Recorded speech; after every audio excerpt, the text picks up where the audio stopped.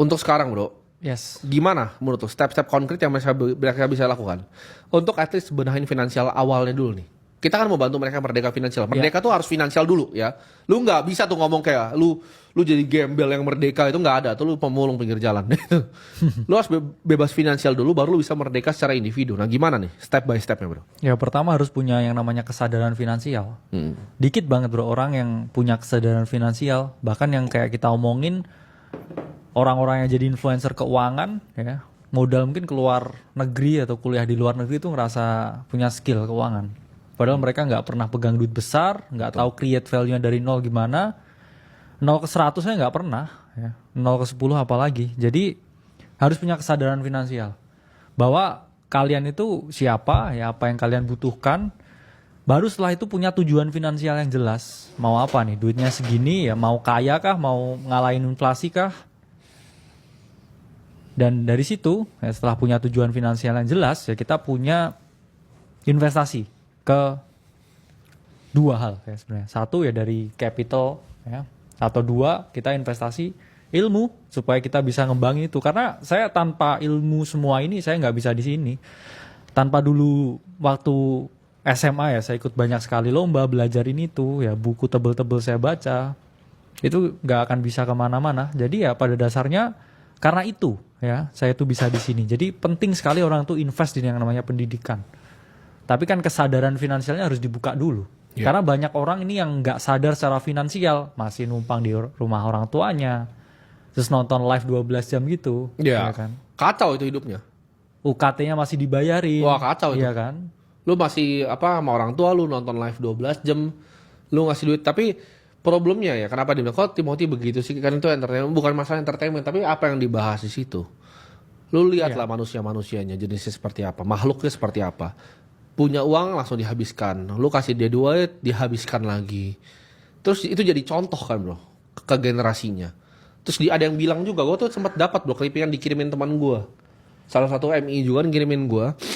MI itu apa? Manajer investasi. Tau gak MI kirim ke gue.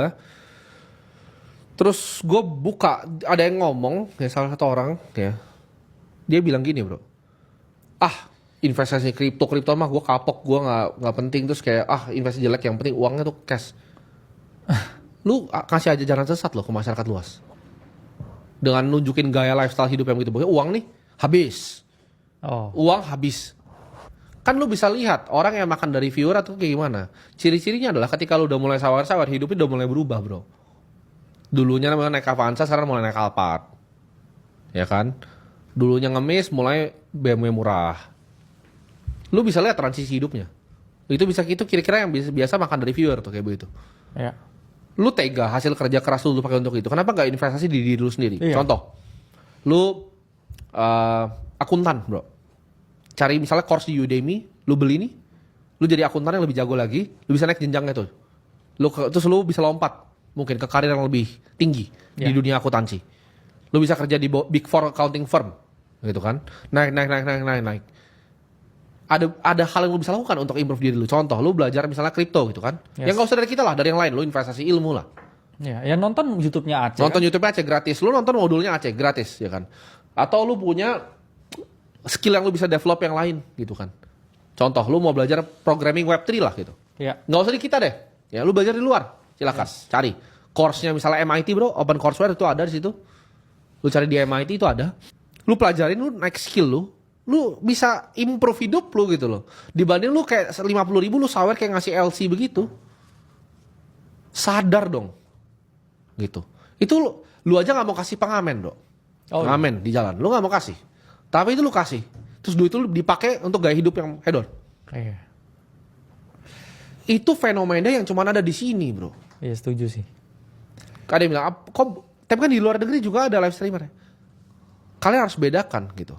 Mana orang yang memang fokus di bidang entertainment sama mana yang menyesatkan bangsa. Ini dua hal yang sangat berbeda bro.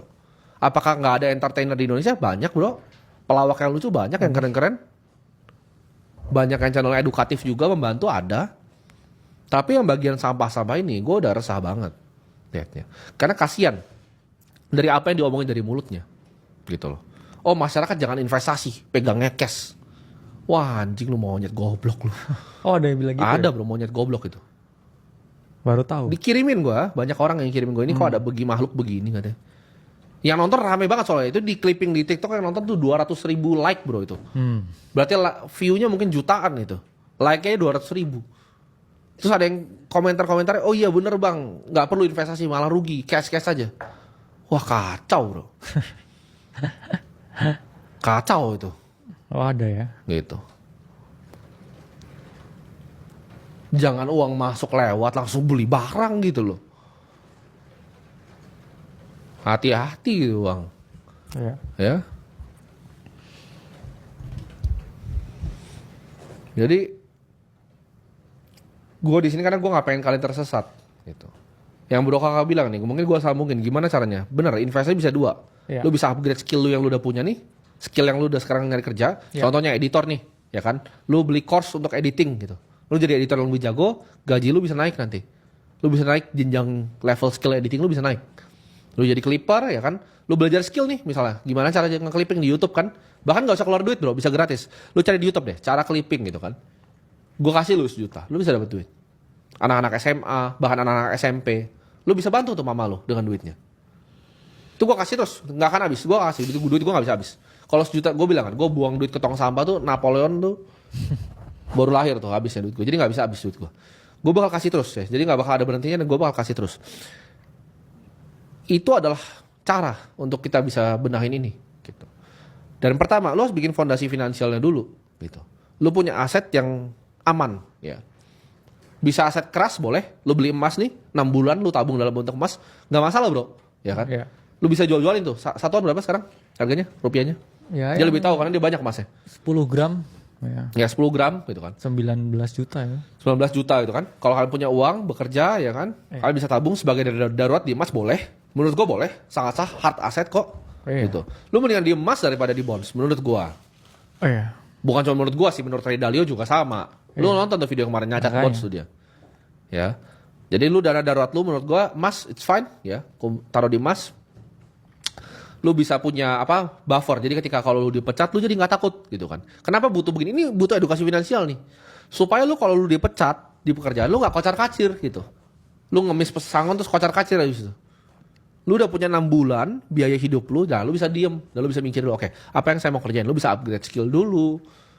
Anak istri lu masih bisa makan. Nah, ketika ini udah set, bro, fondasinya nih kayak bangun rumah, bro, nggak bisa langsung lu bangun atapnya gitu loh. Benar. Fondasinya udah kuat. Nah, baru mulai nih, ayo kita adventure nih. Lu mau sekarang kondisi finansial lu di mana? Apakah lu udah kaya raya atau belum?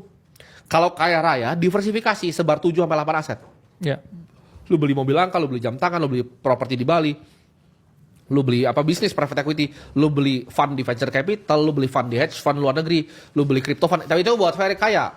Yeah. Ada yang nonton, gua tahu teman-teman gua ya, lu beberapa lu, ada 3-4 orang gua tahu teman-teman gua yang nonton ini orang kaya. Tapi di luar lu, ini gua bahas nih yang buat masyarakat dulu nih. Yes. Ya kan? Investasi masyarakat kecil itu apa yang bisa diinvestasikan biasanya? Reksadana, obligasi, saham, Bitcoin. Nggak banyak, jawabannya pilihannya nggak banyak. Lu kayak nggak bisa investasi di hedge fund gitu. Lu nggak bisa di Bridgewater investasi nggak bisa. Nggak ada aksesnya Nggak ada aksesnya juga. Ya.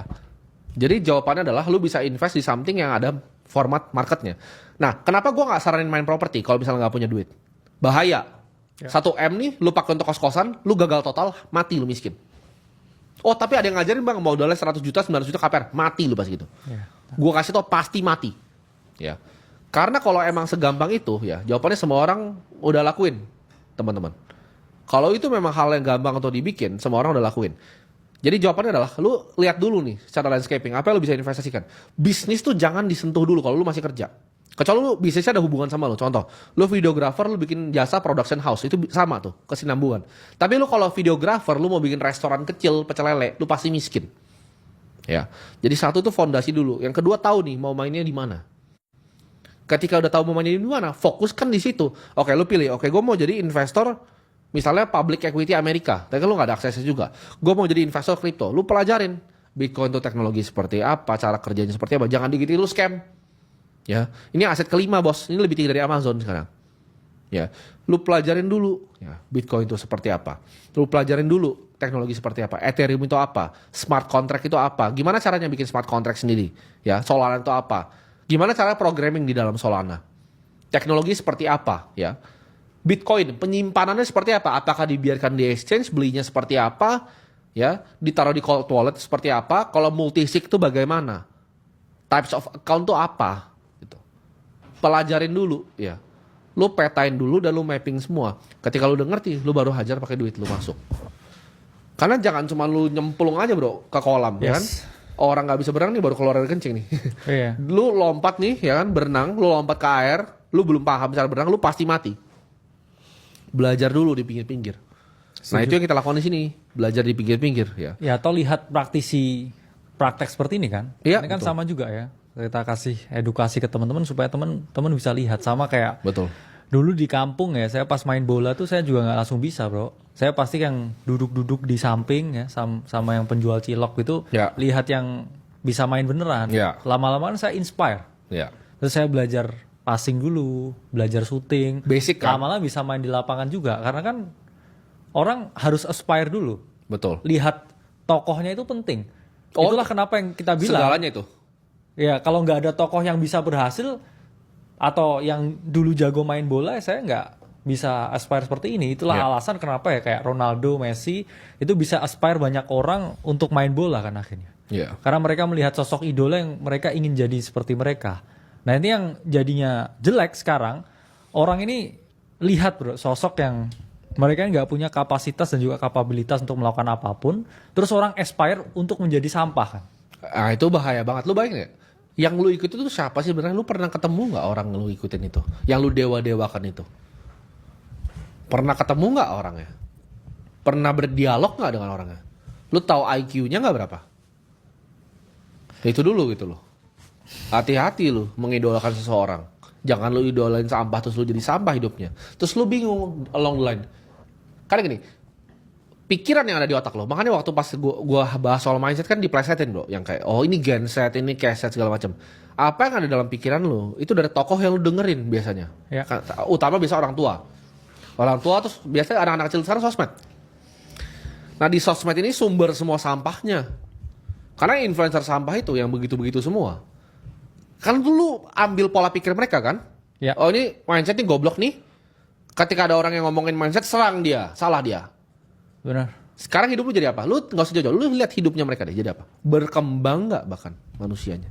Secara manusianya berkembang nggak? Dari 3 tahun 5 tahun gitu ya. 5 tahun, let's say.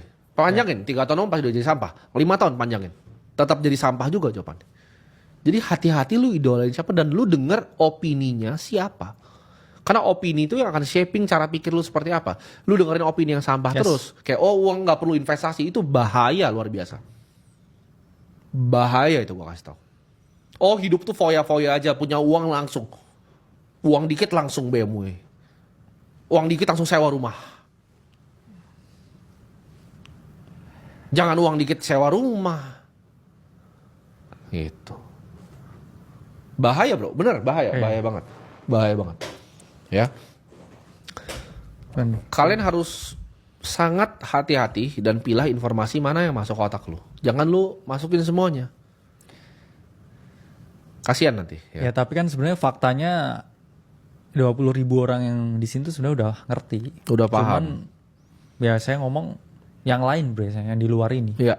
Yang belum paham dan ketika ada konten yang buat mereka kasih biar mereka paham, ini mereka ini bro, tahap pertama kan selalu denial dulu. Ya. Mereka selalu ya punya marah dulu, berontak dulu. Ya. Ya kan tapi kan hidup nggak perlu kaya gitu kan. Kan selalu gitu kan. Ya itu ada alasannya kan. Kenapa ya kalian ya selalu jadi beban keluarga. Karena orang kaya itu sebenarnya bisa dibentuk kalau mereka bisa mengendalikan luka di hidupnya.